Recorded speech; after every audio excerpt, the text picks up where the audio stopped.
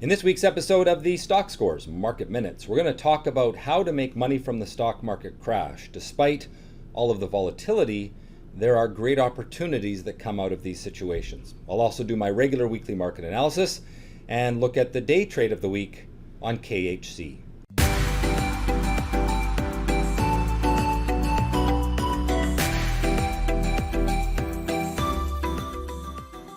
All right, well, welcome to this week's Market Minutes. As you may have realized, I'm not in my normal office. I'm actually away on vacation this week.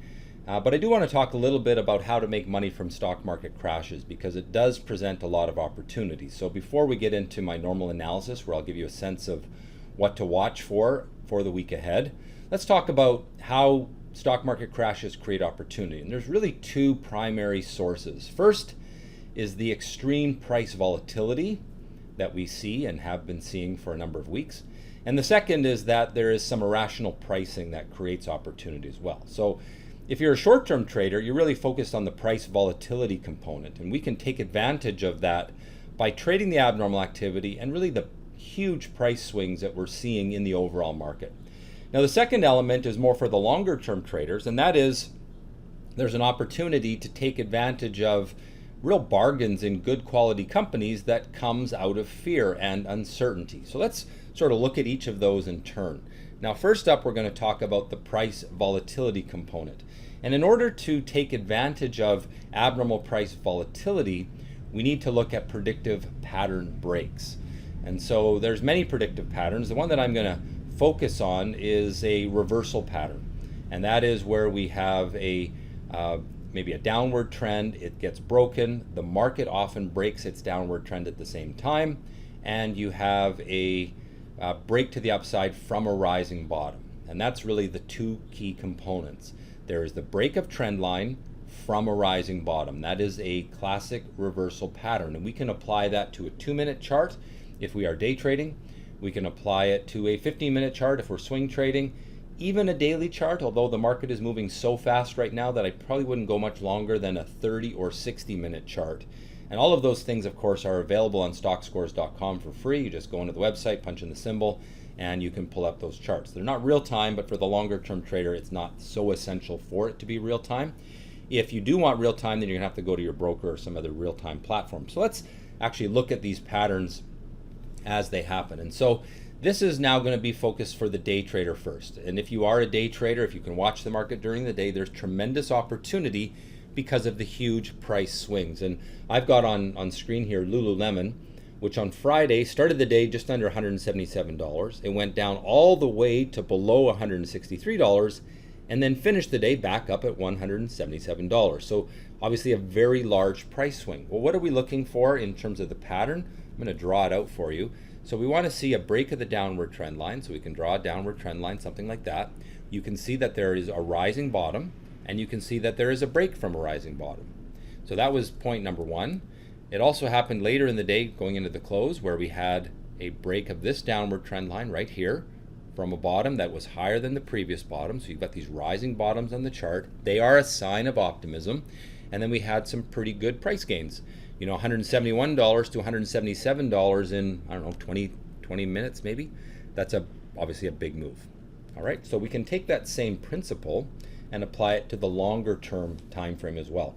So if you want to bargain hunt quality stocks, what you want to do is look for breaks of their downward trend line from a rising bottom, but on a longer time frame chart. So no longer the 2-minute chart. Now we can start to maybe look at a 30-minute or a 50-minute chart. Now, risk management is really essential with this approach because trying to catch a falling knife is difficult. There will be lots of false starts for the market to make a bottom, and we've actually seen that a number of times in the past couple of weeks. And so what we want to do is protect ourselves against downside and expect that we're going to have multiple failed attempts to find the bottom. But that's okay because I'm going to show you a way to protect yourself. So let's look at the chart of Facebook. And here you can see this downward trend line has been broken. This is Friday's trading. Late in the day on Friday, it broke that downward trend line, and it did so from a rising bottom. Now you can see that this is a 30-day, 30-minute chart. So this has the signs that Facebook is going to try to make a bottom. Now it may not. And what we want to watch for is whether it comes back below this last low point here. If it does, that's where we're going to get stopped out at. So that's around $157. We can buy it Friday afternoon at just over $170, 170.6. And that's your risk. If it were to come back down and go through this floor, you get out. Now, the other thing to think about is if it starts to work Monday. Let's say Facebook's going up, it gets up to, 185. It's up enough where there's a little bit of a pullback and then a rise again. At that point, put your stop loss in at break even. That way, if the stock runs back and it goes all the way back to 220 in the next couple of weeks, great. You're in, you're enjoying the upside. But if it is a false start, your worst case scenario is it's going to roll over back down to your entry price, and so you have a break-even trade. Really, the worst case scenario is it comes back down into here and penetrates that previous rising bottom, and you have a small loss. So that's how I am looking to trade some of these, good quality companies that have been beat up because of emotion and ultimately can make a good comeback eventually. Will it be next week? Hard to say. We'll talk about the markets in just a moment. All right, so let's get into that then. The U.S. markets, what are they doing? Well, you can see that we've had a very sharp decline. We had the break of the first upward trend here. We broke the upward trend line on the daily and weekly charts somewhere in there, and we've just been rolling over in a parabolic curve to the downside. Well, notice on Friday that we broke that downward trend with strong volume, so that's a pretty good sign. However, we've had that happen before. We had that happen here where it broke this downward trend line from a rising bottom, and it went up for a little bit. And so you could say once it was up a little bit, then you put your stop in here and you get stopped out and you wait for the next wave, the next attempt for it to move, breaking that downward trend line. And it's done that again on Friday. So my thought is, okay, we trust that the market says it's trying to bottom, but if it goes below this 250 mark on the SPY, then it has failed to make that bottom, and you take the small loss and you wait for your second attempt. So for now, I'm optimistic that the market will move higher next week, but I also realize that the volatility is crazy and it's very difficult to call these bottoms on the first try, second try, third try even. You got to do it multiple times, but eventually you end up getting bargains. And if you don't believe me, go look at what happened in 2008 when we came out of the financial crisis. Coming into March of 2009, there was extremely profitable trades to be made once the market made that bottom. Some of those financial stocks that really got decimated through the financial crisis in the span of just a couple of months after March 2009, they ended up gaining 100%. And that's the kind of gains that we could see because many of these stocks have been beaten up by emotion. Now let's take a look at that long-term chart of the SPY. This is a very long-term chart. I'm actually showing you the monthly chart, and what I want you to see here is that this is our last stand, our last upward trend line that is yet to be broken. We've broken the intraday trend, we've broken the daily trend, we've broken the weekly trend, but we have not yet broken that long-term monthly trend. We went below it during the week this past week, but we have not closed below it, just like we went through in here a little bit. And so there is some hope that the market will find support here. Moving along to the small cap stocks, the Russell 2000, very oversold, very emotional. No reason really to be too optimistic yet because the downward trend line is still intact. But what is encouraging is that on Friday we managed to come back from real extreme weakness in the morning where we were all the way down below 110 and then came back to close almost at 120 above the open and near the highs of the day. So that's a short-term positive, and we'll see if it materializes next week. Moving on to the Canadian markets, very similar. You can see the parabolic downward move, but we came back late on Friday with a build of a rising bottom. Will that materialize into strength on Monday? We'll have to wait and see. It's still too early. I'm going to be watching closely the pre-market and see how things open. I will be back to my normal trading either Tuesday, or if I have to fly home early, I will be actually going home tonight as I record this on Sunday. I'll be back early next week to watch these things, and of course my subscribers to Active Live will get my updates before the market opens as I'm available.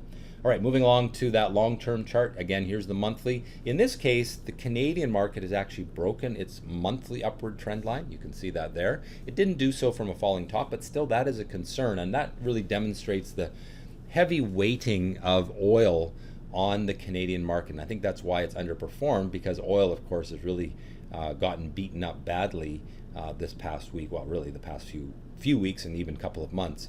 But that is a bit more of a concern. I think the Canadian market may take longer to recover than the US market. TSX Venture, really steep declines, oversold, emotional, fear-based selling. They can bounce back very quickly, but let's wait for a signal that it is bouncing back rather than try to anticipate one. On to currencies, and we've had an extreme move in the US dollar. It went down a lot to start this past week, and then it's gone up a lot to really close up high to all-time highs. This is such an irrational, crazy trading in the US dollar that it's hard to say that, where it's going to go next. Basically, we've got lots of volatility. If you are a short-term trader, that's great. You could trade the currency on the short term, but it's not going to last much longer. The Canadian dollar really has been beaten up, and this is now a daily chart. You can see that strength in the US dollar caused a lot of weakness in the Canadian dollar, and compounded, of course, by the weakness in oil, which has a heavy correlation to the Canadian dollar. And Canadian dollar really very oversold, due for a bounce back. It did come back to close above its open on Friday. Maybe we'll get a little bit of a bounce back early next week from that oversold condition. On interest rates, and interest rates had also lots of volatility. It was at a real low point on interest rates to start the week. We've come back a lot, given back all those gains, which means interest rates climbed a little bit, but still, if you are looking to lock in some debt, now is a good time to do it because rates are low. On to commodities, you can see the big swing in gold, and the upward trend line in gold has been just barely broken, so I'm a little bit pessimistic about gold again, having broken that upward trend line. But with all that volatility, I think we could see big moves up or down. Very hard to predict. You really have to monitor it on a short-term chart, 2-minute, 5-minute, and be very nimble if you are trading these things right now. And if you can't be nimble, just stay out, stay in cash. Like I said, I am on vacation. I'm 100% in cash. I've been that way for a while. And so, if I was trading at home, I'd be enjoying this volatility, but I'm enjoying the beach instead, and I'll be back to normal next week. On to the US oil fund, USO. You can see that very sharp sell-off this past week, but we did manage to close above the open. Heavily oversold, due for a bounce back. Will we? Again, you got to watch that short-term chart, because to predict it off of the weekly chart is really not possible. And finally, the fear chart, which is the VXX. You can see fear, or the VXX has gone from $14 to $48. Obviously, a huge move, and there's going to be lots of action here still. So if you are a day trader, swing trader, this is something great to trade right now because it's hot. It's got the attention of the crowd. You can see some days it's traded, over 150 million shares in a single day. And so if you are a day trader, you can monitor that 2-minute chart, or a swing trader monitoring the 13-minute chart. Lots of money to be made here, but just be very careful with it because it can move down very quickly, just as it has moved up very quickly. Don't be a long-term holder of this. It is a trading machine, not an investing device. All right, so my outlook then, I'm neutral on both time frames for the US and Canadian stocks, and I think there's just going to be big swings either way, and so you got to take a very short-term view. Gold, I've lowered my ratings now, neutral long-term because we're threatening that upward trend line, and bearish short-term because we had some pretty good selling pressure last week. Oil, bearish long-term, neutral short-term. It is pretty oversold and due for a bounce. As prices go lower, ultimately they get closer to their bottom. Signs late this week is that stocks may attempt to bounce back off of the very long-term upward trend line on that monthly chart. But it is important, because of the volatility, to practice good risk management and be willing to get it wrong a few times before finding the bottom and taking advantage of some of the extreme bargains in the market. Stocks like Apple, Microsoft, Facebook, some of the oil names are just so beat up that there is a bargain there, but you got to expect that it may take a few tries to try and find the bottom, and it is essential to use good risk management. Have stops in place, put them at logical places below support so that you don't get whipsawed in and out of your positions. Gold does appear to be losing momentum. Oil is really fear-based selling, very oversold, but still we shouldn't argue with the market. It is still in a downward trend. All right, so instead of doing a market scan this week, what I want to do is just look at a few charts. This is a little exercise that you should do for next week, and look for that pattern that I described at the top of the video. So I can punch in Apple, and I'm going to make it a intraday chart. So we're going to make this a 15-day, 30-minute chart. And I can look at the pattern, and here I see, okay, downward trend line has been broken from a rising bottom. That's good. The issue I have with Apple is, your support is down here, your entry is up here, and the next level of resistance is there, I like to see this distance be 2 times this distance. And it's not. So I'm not crazy about the Apple chart. All right, so let's pull up. How about an oil stock? Let's look at Suncor on the Canadian market. Very oversold stock. We'll again make this a 15-day, 30-minute chart and draw my lines. Okay, so I've got my downward trend line broken. I've got a little bit of a rising bottom, some good volume coming in late in the day. So that would be a valid, bottom fish or dead cat bounce type trade on Suncor. If it works, it could come all the way up into here very quickly. If it doesn't work, you're going to get stopped out here. If it works a little bit, goes up to maybe 25, then put your stop at break even. And if it continues to go up, hey, you bargain hunted Suncor, and you got it at a great price. I mean, just 2 weeks ago, this stock was almost $40. So there's a real potential for a big move here, but you have to practice good risk management. So what I suggest everyone do this week is take a list of your favorite stocks, whatever they are, and just go through this exercise on the Stockscores charts looking for that particular pattern that I described at the top of the video. All right, the last thing I'm going to do today is look at the day trade of the week. This is Kraft Heinz, and the reason I use this trade is not that it was a particularly good setup, but it emphasizes what really drives the market right now, and that is market correlation. Now in this particular case, KHC, which is probably selling lots of Kraft dinner and ketchup and whatever else they sell, they had a action candle signal right there, which is our day trade signal on the Stockscores active live service. You can see the little pink dot there. And so that was the signal that there was a trade potential there, okay? For $100 risk, 550 shares, which is $12,194 of capital, using margin just a little over $4,000. It ended up making about $1,000 for every $100 of risk, which was a 25% return. That's great.